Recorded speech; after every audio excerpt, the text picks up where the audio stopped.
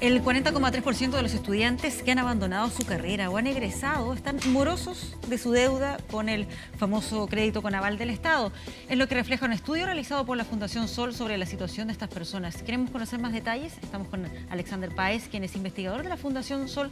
Alexander, muchas gracias por acompañarnos aquí esta tarde. Hola, muy buenas tardes. Este es un estudio que ustedes ya habían hecho antes, ¿no? Sí. Es una nueva versión sobre este crédito, del cual se ha hablado mucho, se han hecho una serie de anuncios también respecto a que se le va a poner fin en distintos gobiernos, en distintas administraciones, pero todavía sigue existiendo y se le sigue asignando a los estudiantes cada año. ¿Qué es lo que ustedes determinaron respecto a la cantidad de deudores que hay y también aquellos que se han ido atrasando en los pagos?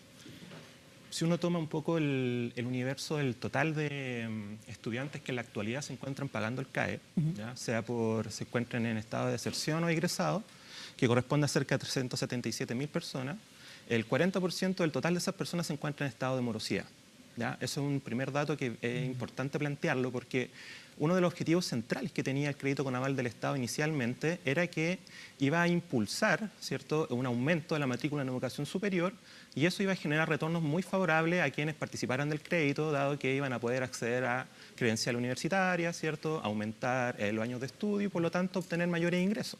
Por lo tanto es muy importante corroborar el tema de la morosidad porque nos habla si es que el crédito con aval del Estado efectivamente es una inversión o más bien es un gasto del fisco, ¿cierto?, que no beneficia particularmente a los estudiantes. Claro. Un poco nuestras conclusiones van por ese lado. Ahí hay varias cosas interesantes que analizar. Una de ellas es, pese a que se han hecho algunos cambios en lo que se refiere al modo de cobrar, que sea contingente a la renta, ¿ese tipo de situaciones no ha sido suficiente para poder ayudar a que no hayan tantos morosos? ¿O tiene que ver con que al ser moroso no se puede acceder a esos beneficios? Bueno, acá hay una suerte de círculo vicioso, ¿ya?, que fue fomentado un poco en tanto política pública por el mismo Estado, en la medida de que el objetivo fundamental era permitir ingresar las generaciones de hogares de bajo ingreso a la educación superior que históricamente nunca habían podido acceder, ¿cierto? Se planteaba que era una educación de élite, que solamente un porcentaje muy reducido de la población podía acceder, por lo tanto estamos hablando de una política pública focalizada en los hogares de más bajos ingresos, a los cuales se bancarizó con una promesa, ¿cierto?, de política pública. Muchos de ellos firmaban contratos que hasta el día de hoy los tienen en una situación de morosidad, pensando en que era un beneficio social, ¿ya? Por lo tanto, estamos hablando que son familias altamente vulnerables. Con la situación del endeudamiento en general que tienen los hogares en Chile, recientemente, ¿cierto?, el Banco Central ha planteado su preocupación acerca del nivel de endeudamiento que tienen los hogares en Chile como una variable económica fundamental hoy por hoy, ¿cierto? Nos damos cuenta un poco de que este círculo vicioso permite e incentiva de cierta forma los niveles de morosidad que vemos en la actualidad. Digamos, el tema de la morosidad es un tema a nivel nacional que afecta particularmente a los jóvenes y a los adultos mayores, que son justamente poblaciones que deben estar protegidas por el sistema de seguridad social, en educación y en el sistema de pensiones. Por lo tanto, estamos hablando que aquí hay una responsabilidad directa por parte del Estado en los niveles de morosidad. ¿Y eso qué consecuencias trae? Estoy pensando como con esta suerte de mochila con que finalmente salen los jóvenes y qué significa a la hora de pedir un crédito hipotecario. ¿Esto se considera como un crédito estudiantil o como un crédito de consumo? Lo digo porque aquí están los bancos, a diferencia del crédito que antes conocíamos como crédito fiscal, que ahora es fondo solidario, donde ahí la plata es directa del Estado. Acá tiene que ver con los bancos. Sí, acá un poco el movimiento de deudores, ¿cierto?, deuda educativa, lo ha planteado con bastante fuerza, ¿ya?, el hecho de que esto es un crédito de consumo escondido. ¿En qué sentido lo plantean ellos? En el sentido de que aparece una suerte del Estado como aval, ¿cierto?, con ciertas garantías que ofrece a la banca en relación a los deudores que serían los estudiantes. Resulta que, a pesar de la garantía que entrega el Estado, los estudiantes siguen manteniendo una relación comercial con la banca. Pues la banca lo que hace es abrir una línea de crédito hacia estos estudiantes, cobrando comisiones de servicio, ¿cierto?, y cobrando como si fuera una administración de una línea de crédito normal. Y por otro lado, la garantía no cubre la totalidad del arancel, sino que el arancel de referencia. Por lo tanto, el estudiante de cierta forma siempre mantiene una sujeción de deuda, ¿cierto?, con la banca. Por lo tanto, esto opera más bien como un crédito de consumo, ¿cierto?, y por lo mismo la banca, cuando evalúa a este estudiante, ¿cierto?, cuando ya es trabajador, cuando ya es sujeto de crédito, ¿cierto?, lo evalúa con alto riesgo, porque ya tiene una deuda que de arrastre, ¿cierto?, y por lo tanto es un sujeto de crédito de alto riesgo, claro. Cuestión que también los deudores han dicho con bastante fuerza. Es el banco el que finalmente presta el dinero y acá, como dice su nombre, el Estado actúa como aval. ¿Cuánto es lo que ha gastado el Estado también en este tipo de créditos, ya sea recomprando esa deuda, haciéndose cargo de la diferencia de los intereses, porque se rebajó en algún momento los intereses, pero no es que los bancos hayan bajado sus tasas de interés, sino que el Estado paga la diferencia? Exacto, el Estado opera como subsidiador del negocio de la banca en el caso del crédito con aval del Estado, de dos formas. Por un lado, establece una seguridad en el negocio, porque pensemos que la banca está acostumbrada a utilidades sobre patrimonio cerca del 16%. Por lo tanto, a la banca no le era un negocio muy rentable endeudar a hogares de bajo ingreso, ¿cierto?, a menos que hubiera cierta protección al negocio. El Estado así lo pensó, por eso planteó, ¿cierto?, una recompra del 25% inicial de los créditos que la banca ya ha otorgado por concepto de crédito con aval del Estado, con un sobreprecio del 6% sobre los montos que la banca entrega. Eso ya de por sí era algo bastante particular. Para compararlo nada más, el crédito fiscal, insisto que así lo conocíamos antes, ahora Fondo Solidario, la tasa de interés era un 2%, mientras el crédito con aval del Estado era de un 6%. Un 6% que se subvenciona, tal cual tú planteas, ¿cierto?, con recursos del Estado, mientras la banca sigue percibiendo ese 6% que se rebaja un 2%, ¿cierto?, promedio real, en la medida que se pagan las cuotas al día. Si hay un retraso de un día, ¿cierto?, ese subsidio ya no sigue operando y se paga la tasa de interés original. Pero ¿cuáles son los resultados del sistema si uno evalúa el crédito con aval del Estado desde sus orígenes, ¿cierto?, el año 2006 hasta el 2017?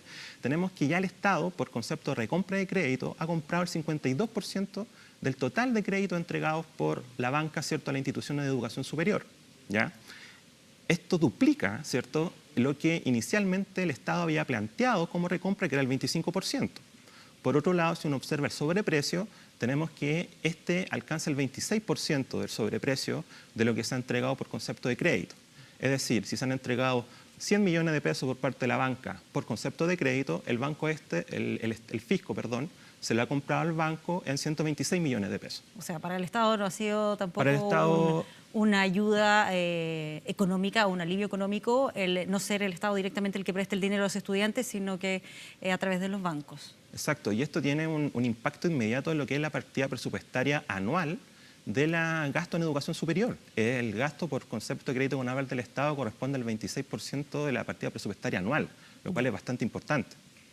Sí, Y retomamos la conversación que teníamos con Alexander Páez de la Fundación Sol. Estábamos conversando sobre el tema del crédito con aval del Estado, este nuevo estudio que hicieron ustedes sobre la situación de aquellos que están endeudados con este crédito, al que todavía no se le pone fin, pese a todos los anuncios que se han hecho. Y la duda que tengo es respecto a qué pasa con aquellos desertores. Es decir, aquellos que entraron a estudiar una carrera, pero que por distintas razones no la terminaron, pero sí la deuda se mantiene aunque no hayan recibido un título. Exacto, el caso de los desertores deben ser de los casos más dramáticos, un poco de los que uno puede encontrar en los deudores con crédito con aval del Estado. La morosidad en el caso de ellos alcanza el 74%, ¿ya? Es decir, ser moroso y ser desertor es casi una misma situación de cierta forma. Un poco cómo funciona es que se declara desertor a todo aquel estudiante que luego de un año no haya tenido actividad académica. La institución de educación superior es quien debe, ¿cierto?, certificar y debe declarar que ese estudiante está en situación de deserción. Luego de eso, el siguiente mes, el día 5, comienza el cobro del crédito con aval del Estado. Por lo tanto, estamos hablando de que un estudiante que no logró la credencial de educación superior que le permitiría obtener mayores ingresos, ¿cierto?, un mayor retorno en relación a la supuesta inversión que realizó al endeudarse con este crédito, y por lo tanto entra en una situación de una morosidad que genera un círculo vicioso en el cual esa persona, de cierta forma, si uno lo mira en términos generales, entra mucho más disciplinada al mundo del trabajo, entra con menores expectativas en relación a eso. Lo que busca es generar ingresos rápidos para lograr solventar la deuda. Por lo tanto, lo que estamos hablando es que ocurre todo lo contrario de lo que uno esperaría de una política pública que expandiera la matrícula en educación superior. Se le hace hasta más difícil poder retomar los estudios. Por supuesto, se le hace mucho más difícil. Ingresa con una morosidad previo a producir ingresos reales en el mundo del trabajo. Claro, y ¿por qué, pese a que, según lo descrito, este es un crédito que no favorece en términos económicos al Estado, en el sentido de la gran cantidad que gasta, y también presenta este tipo de problemas para quienes se endeudan, ¿por qué crees que todavía no se le ha puesto fin al crédito con aval del Estado? Bueno, esto obedece, ¿cierto?, un poco a al objetivo de política pública que se ha planteado a nivel de modelo educativo en general. Lo que se ha hecho es beneficiar y es profundizar un modelo que se llama subsidio a la demanda, ¿ya? Si uno mira la partida presupuestaria queda bastante claro. Cerca del 40% del presupuesto total de educación superior está para pagar recompras y sobreprecio y becas. Y un 45% de esa partida presupuestaria está para la gratuidad en general. Por lo tanto, estamos hablando que hay una forma de entender la política pública en educación que está guiada por ciertas orientaciones que lo que hace es fomentar, ¿cierto?, una expansión de la educación superior sin observar cuál es su calidad, sin una política educativa a mediano y largo plazo que nos diga por qué hay que aumentar la matrícula, cómo se va a relacionar con el modelo productivo, cuáles son los beneficios que va a obtener la población de esta expansión de la matrícula. No se puede observar, ¿cierto?, que en una estructura, ¿cierto?, de mercado educativo como es el que tiene Chile, en este caso, en la cual la educación pública es solo un apéndice. El 16% de la matrícula total en educación superior corresponde a educación pública. Esto es un efecto inmediato del crédito con aval del Estado, que lo que ha hecho es más que duplicar la matrícula en instituciones privadas. Por lo tanto, estamos hablando que esto es un gran, ¿cierto?, modelo educativo que lo que ha hecho es fomentar tales prácticas. Ahora, lo que ha ocurrido, ¿cierto?, que lo que se muestra ahora es la irracionalidad del modelo, porque el Estado, en una excusa inicial, ¿cierto?, de no tener recursos para poder financiar el aumento de la matrícula en educación superior, plantea el ingreso a la banca. Pero resulta que ahora la partida presupuestaria para pagarle a la banca la recompra de crédito, el sobreprecio, pasa a ser una de las partidas presupuestarias más relevantes.